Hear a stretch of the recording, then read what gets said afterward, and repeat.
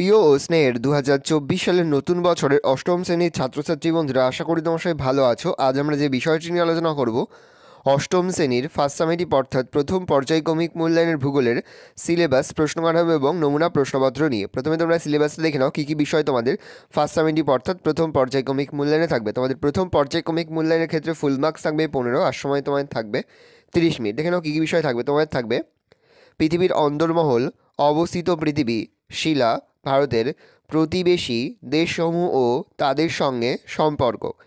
এই বিষয়গুলো তোমাদের কিন্তু ফার্স্ট সামেটিভ অর্থাৎ প্রথম পর্যায়ক্রমিক মূল্যায়নে থাকবে। এবার আমরা ফার্স্ট সামেটিভ অর্থাৎ প্রথম পর্যায়ক্রমিক মূল্যায়নের নমুনা প্রশ্নপত্রটা দেখে নেব।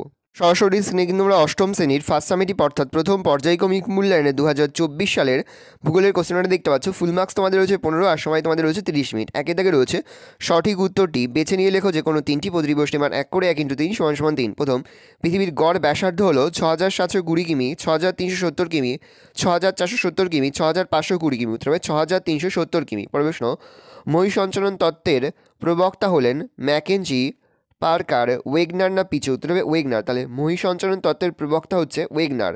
প্রশ্ন, সিমেন্ট তৈরির কাজে লাগে ব্যাসল্ট, গ্রানাইট, চুনাপাথর না কোয়ার্টারজাইট? উত্তর হবে চুনাপাথর। প্রশ্ন, ভারতের প্রতিবেশী দেশের সংখ্যা হলো 5টি, 7টি, 9টি না 11টি? উত্তর হবে 9টি।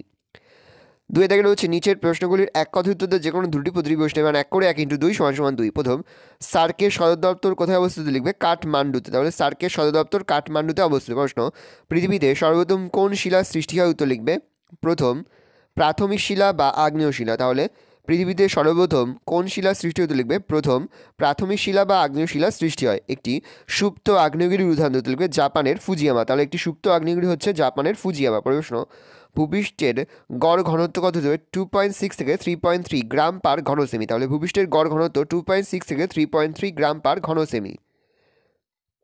তিনি তাকে রয়েছে অনধিক 30 শব্দে উত্তর দাও যে কোনো একটি প্রশ্নের মান রয়েছে 2। প্রথম, ম্যাগমা কি বা ম্যাগমা কাকে বলে? এর অভ্যন্তরে এটা সঞ্চিত হবে সঞ্চিত উত্তপ্ত গলিত বা অর্ধগলিত তরল পদার্থকে ম্যাগমা বলে। ভূগর্ভে তাপ, চাপ ও রাসায়নিক বিক্রিয়া ঘটলে ভূগর্ভের পদার্থের স্থিতিশীলতা নষ্ট হয় এবং এই সব পদার্থসমূহ গলে গিয়ে ম্যাগমা সৃষ্টি হয়।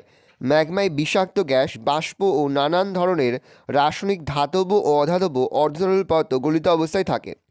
বলছে অভিসারী পাত সীমানাকে বিনাশকারী পাত সীমানা বলে কেন? তো লিখবে যে পাত সীমানা বরাবর দুটি পাত পরস্পরের দিকে এগিয়ে এসে একে অপরের সঙ্গে সংঘর্ষে লিপ্ত হয় সেই পাত সীমানাকে অভিসারী পাত সীমানা বলে। এই পাত সীমানার অপেক্ষাকৃত ভারী পাতটি হালকা পাতের তলায় অনুপ্রবেশ করে এবং ভারী পাতে নিমজ্জিত অংশের অবলুপ্তি বা বিনাশ ঘটে। সেজন্য এই পাত সীমানাকে বিনাশকারী পাত সীমানা বলে। উদাহরণ, প্রশান্ত মহাসাগরীয় পাত ও আমেরিকা পাতের সংযোগস্থল। সে মাটির মধ্যে কী কী খনিজ পদার্থ থাকে? নানান ধাতব ও অধাতব উপাদানে মাটি গঠিত হয়। মাটির মধ্যে ক্যালসিয়াম, পটাশিয়াম, সোডিয়াম, ম্যাগনেসিয়াম, লৌহ, ফসফরাস, বোরান, তামা, ম্যাঙ্গানিজ, দস্তা প্রভৃতি খনিজ পদার্থ এবং অজৈব লবণ যেমন nitrate, sulphate, phosphate, chloride, carbonate প্রভৃতি মৃত্তিকার রাসায়নিক প্রকৃতি নির্ণয় করে। মাটিতে অবস্থিত এই সমস্ত খনিজ পদার্থের লঘু দ্রবণ একমাত্র স্বাভাবিক উদ্ভিদরাই পুষ্টির জন্য শোষণ করতে পারে। পরের প্রশ্ন, প্রতিবেশী দেশের সঙ্গে আমাদের দেশ ভারতের সুসম্পর্ক বজায় রাখার দুটি কারণ তোমার মতে কী হওয়া উচিত? প্রতিবেশী দেশের সঙ্গে সুসম্পর্ক রাখলে ভারত ও অন্যান্য দেশের মধ্যে ব্যবসা বাণিজ্যের প্রসার ঘটবে, যা দুপক্ষকে অর্থনৈতিকভাবে সমৃদ্ধ করবে। এছাড়াও কোনো গুরুত্বপূর্ণ আন্তর্জাতিক বিষয়ে দেশগুলির সিদ্ধান্ত নিতেও সুবিধা হবে। দেশগুলির মধ্যে সামাজিক সাংস্কৃতিক সৌহার্দ্য বজায় থাকলে দেশগুলির সাময়িক ও প্রতিরক্ষা খাতে ব্যয় কম হবে। 4 থেকে অনধিক 50 শব্দে উত্তর দেওয়া যে কোনো একটি প্রশ্নের মান হচ্ছে 3। পরের প্রশ্ন 4-1, ভূমিকম্পের PS ও L তরঙ্গ বলতে কী বোঝো? ভূমিকম্পের PS ও L তরঙ্গ। পি তরঙ্গ, যে ভূকম্পন তরঙ্গ ভূমিকম্পের কেন্দ্রে উৎপন্ন হয়ে ভূ অভ্যন্তরের সব ধরনের কঠিন, তরল, বায়বীয় মাধ্যমের ভিতর দিয়ে সর্বপ্রথম ভূপৃষ্ঠের উপকেন্দ্রে এসে পৌঁছায় তাকে পি তরঙ্গ বলে। ইহা সর্বাধিক দ্রুতগতি সম্পন্ন তরঙ্গ। এর গতিবেগ প্রায় 5 থেকে 14 কিমি/সেকেন্ড। পর হচ্ছে এস তরঙ্গ, যে ভূকম্পীয় তরঙ্গ ভূমিকম্পের কেন্দ্র থেকে উৎপন্ন হয়ে ভূ অভ্যন্তরে কেবলমাত্র কঠিন মাধ্যমের মধ্য দিয়ে ভূপৃষ্ঠে এসে পৌঁছায় তাকে এস তরঙ্গ বা মাধ্যমিক তরঙ্গ বা গৌণ তরঙ্গ বলে। বা সেকেন্ডারি ওয়েভ বলে। এর গতিবেগ প্রায় 3.5 থেকে 7.2 কিমি পার সেকেন্ড। পয়েন্ট করবে এল তরঙ্গ। যে ভূকম্পন তরঙ্গ ভূমিকম্পের উপকেন্দ্র থেকে কেবলমাত্র কঠিন ভূত্বকের মধ্য দিয়ে ধীর গতিতে ভূপৃষ্ঠের উপরিভাগ দিয়ে প্রসারিত হয় তাকে এল তরঙ্গ বলে। উল্লেখ্য, এল তরঙ্গ সবচেয়ে ধীর গতিসম্পন্ন তবে সর্বাধিক ধ্বংসাত্মক তরঙ্গ। এর গতিবেগ প্রায় 3.5 থেকে 5 কিমি পার সেকেন্ড। হচ্ছে প্রশান্ত মহাসাগরীয় আগ্নেয় মেঘলা কি? উত্তর লিখবে মেঘলা কথাটির অর্থ কোমর বন্ধনী। পৃথিবীর প্রায় 70% জীবন্ত আগ্নেয়গিরি বৃত্তাকার প্রশান্ত মহাসাগরকে ঘিরে রেখেছে। এই কারণে প্রশান্ত মহাসাগরীয় উপকূল অঞ্চলকে বেষ্টনকারী আগ্নেয়গিরির সারিকে প্রশান্ত মহাসাগরীয় আগ্নেয় মেঘলা বলে। এই মহাসাগরের পূর্ব উপকূলে উত্তর আমেরিকা ও দক্ষিণ আমেরিকার পশ্চিম উপকূলে প্রায় 106টি আগ্নেয়গিরি রয়েছে, যেমন ওরিজাবা, কটোপ্যাস্কি, পিলি, আকোনকাগুয়া অন্যতম। প্রশান্ত মহাসাগরের পশ্চিম উপকূলে অর্থাৎ এশিয়ার পূর্ব উপকূলে বেরিং প্রণালী থেকে ইন্দোনেশিয়া হয়ে নিউজিল্যান্ড পর্যন্ত প্রায় 304টি আগ্নেয়গিরি ঘিরে আছে। ফুজিয়ামা, ফ্রাকোতোরা, পিনাটুবা এখানকার অন্যতম আগ্নেয়গিরি। 3.3 আগ্নেয় শিলার বৈশিষ্ট্য বা বিশেষত্বগুলি লেখো। আগ্নেয় শিলার প্রধান প্রধান বৈশিষ্ট্যগুলি হলো: 1. এই শিলা কেলাসিত ও স্ফটিকযুক্ত হয়। 2. স্তরভেদ ও স্তরায়ন্তল থাকে না। 3. কঠিন ও ভারী হওয়ায় সহজে ক্ষয়প্রাপ্ত হয় না। 4. এই শিলা জীবাশ্ম থাকে না, অর্থাৎ এই শিলায় জীবাশ্ম থাকে না। 5. ছিদ্র না থাকায় জল ধারণ করতে পারে না। 6. আগ্নেয় শিলার উপাদানগুলি অত্যন্ত ঘন সন্নিবিষ্ট হয়। 7. ব্যাসল্টের দানা সূক্ষ্ম হয় ও ব্যাসল্ট শিলাস্তূপ চ্যাপ্টা হয়। অন্যদিকে গ্রানাইটের দানা বড় উন্মুক্ত গ্রানাইট শিলাস্তূপ গোলাকৃতি হয়। 8. ভূ আন্দোলনের ফলে এই শিলায় ভাঁজ পড়ে না। 9. এই শিলা স্থানীয় শিলাকে ভেদ করে শিরা ও উপশিরার ন্যায় ভূপৃষ্ঠে প্রকাশিত হয়। 10. আগ্নেয় শিলার মূল্যবান খনিজ পদার্থ যেমন স্বর্ণ, রৌপ্য, সীসা, দস্তা ইত্যাদি পাওয়া যায়। 5 দাগে রয়েছে অনধিক 80 শব্দের মধ্যে উত্তর দাও। যে কোনো একটি প্রশ্নের মান রয়েছে 5। প্রথম, ভূত্বক কাকে বলে? এর বৈশিষ্ট্যগুলি লেখো। তাহলে পৃথিবীর সবচেয়ে উপরের শক্ত শিলাময় কঠিন ভঙ্গুর ও হালকা বহিরাবরণকে ভূত্বক বলে। বৈশিষ্ট্য: গভীরতা সর্বত্র সমান নয়। এর গড় গভীরতা প্রায় 30 কিমি। মহাদেশীয় ভূত্বক অপেক্ষাকৃত পুরু, যার গড় গভীরতা 60 কিমি, এবং মহাসাগরীয় ভূত্বক পাতলা, যার গভীরতা 5 থেকে 7 কিমি। 2. ঘনত্ব: মহাদেশীয় ভূত্বকের ঘনত্ব 2.65 থেকে 2.85 গ্রাম পার ঘন সেমি। মহাসাগরীয় ভূত্বকের ঘনত্ব প্রায় 2.87 থেকে 3.0 গ্রাম পার ঘন সেমি। উপস্তর: ভূত্বক প্রধানত দুটি শ্রেণীতে বিভক্ত, যথা মহাদেশীয় ভূত্বক বা সায়াল এবং মহাসাগরীয় ভূত্বক বা সাইমা। উপাদান: ভূত্বকের মহাদেশীয় অংশ সিলিকন ও অ্যালুমিনিয়াম এবং মহাসাগরীয় অংশ সিলিকন ও ম্যাগনেসিয়াম দিয়ে গঠিত। ভূত্বক গঠনের অন্যতম প্রধান উপাদান হল অক্সিজেন। শিলা: মহাদেশীয় ভূত্বক প্রধানত গ্রানাইট ও ডায়োরাইট। মহাসাগরীয় ভূত্বক ব্যাসল্ট ও গ্যাব্রো অর্থাৎ ক্ষারীয় দ্বারা গঠিত। ওজন: মহাদেশীয় ভূত্বকের বা ভর অপেক্ষাকৃত বেশি। বিযুক্তিতল: সায়াল ও সাইমা একে অপরের থেকে কর্ণাঢ্য বিযুক্তিতল দ্বারা বিচ্ছিন্ন আছে। বি. ভূত্বক ও গুরুমণ্ডল মোহরভিষিক বিযুক্তিতল দ্বারা বিচ্ছিন্ন আছে। পরের প্রশ্ন, ভূমিকম্পের কারণগুলি সংক্ষেপে ব্যাখ্যা করো। ভূমিকম্পের নানাবিধ কারণগুলি প্রধানত 2 ভাগে ভাগ করা যায়। সেগুলি হলো প্রাকৃতিক কারণ।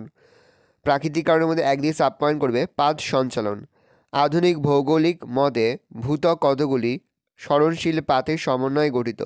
গতিশীল পাতগুলি যখন পরস্পরের থেকে দূরে সরে যায় তখন ভূগর্ভে চাপের তারতম্য ঘটে। আবার সঞ্চালনশীল পাত পরস্পরের কাছে এলে উভয়ের মধ্যে সংঘাতের সৃষ্টি হয়, এর ফলে ভূমিকম্প হয়। 2. ভূ আলোড়ন: ভূ অভ্যন্তরে ম্যাগমা গহ্বরের পরিচলন স্রোতের প্রভাবে ভূপৃষ্ঠের কোথাও সংকোচন আবার কোথাও প্রসারণ ঘটে। এভাবে ভূপৃষ্ঠের স্থিতিশীলতা নষ্ট হলে ভূমিকম্প হয়। 3. অগ্ন্যুৎপাত: অগ্ন্যুৎপাতের সময় আগ্নেয়গিরির জ্বালামুখ থেকে উৎপন্ন লাভা প্রবল বেগে নিঃসরণের সময় বহির্মুখী লাভার চাপে ভূমিকম্প হয়।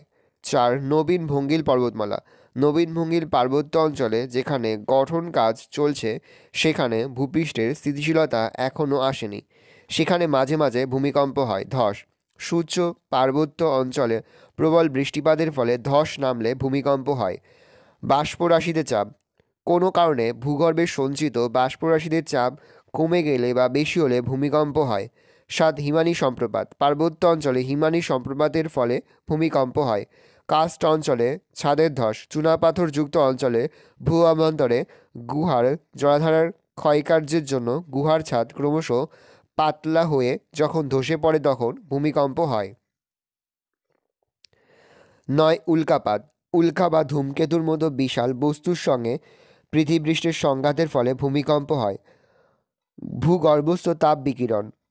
ভূগর্ভ ক্রমাগত তাপ বিকিরণ করে সংকুচিত হচ্ছে। তাপজনিত চাপের হ্রাস ঘটলে ভূপৃষ্ঠের স্থিতিশীলতা নষ্ট হয় ও ভূমিকম্পের উৎপত্তি হয়। অপ্রাকৃতিক বা মনুসৃষ্ট কারণ। 1. জলাধার নির্মাণ। নদীতে বাঁধ নির্মাণের ফলে পৃষ্ঠ জলাধারের জলরাশির চাপে ভূকম্পন হতে পারে। 2. পারমাণবিক বোমা বিস্ফোরণ। বর্তমানে বিভিন্ন রাষ্ট্র ভূ অভ্যন্তরের পারমাণবিক বোমা বিস্ফোরণ ঘটিয়ে নানা ধরনের বৈজ্ঞানিক পরীক্ষায় নিরীক্ষা চালাবার সময় পার্শ্ববর্তী অঞ্চলে ভূমিকম্প হয়। 3. অন্যান্য। প্রকৃতিকে মানুষ নিজের প্রয়োজনে ব্যবহার করতে গিয়ে কৃত্রিমভাবে ভূমিকম্পের সৃষ্টি করে, যেমন ডিনামাইট দিয়ে পাহাড় ফাটিয়ে পাহাড় কেটে রাস্তা, গিরিপথ, সুড়ঙ্গ তৈরি করার সময় বা অবৈজ্ঞানিকভাবে খনিজ পদার্থ উত্তোলন করার সময়ও ভূমিকম্প হয়ে থাকে। পরের প্রশ্ন, মৃত্তিকা কিভাবে সৃষ্টি হয়?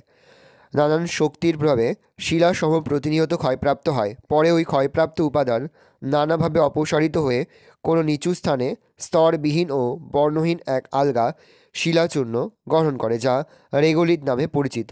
প্রক্রিয়া। রেগোলিথ থেকে প্রধানত 3টি পদ্ধতিতে মৃত্তিকার সৃষ্টি হয়। সেগুলি হলো: 1. প্রাথমিক প্রক্রিয়া। ক দিয়ে লিখবে সংযোজন।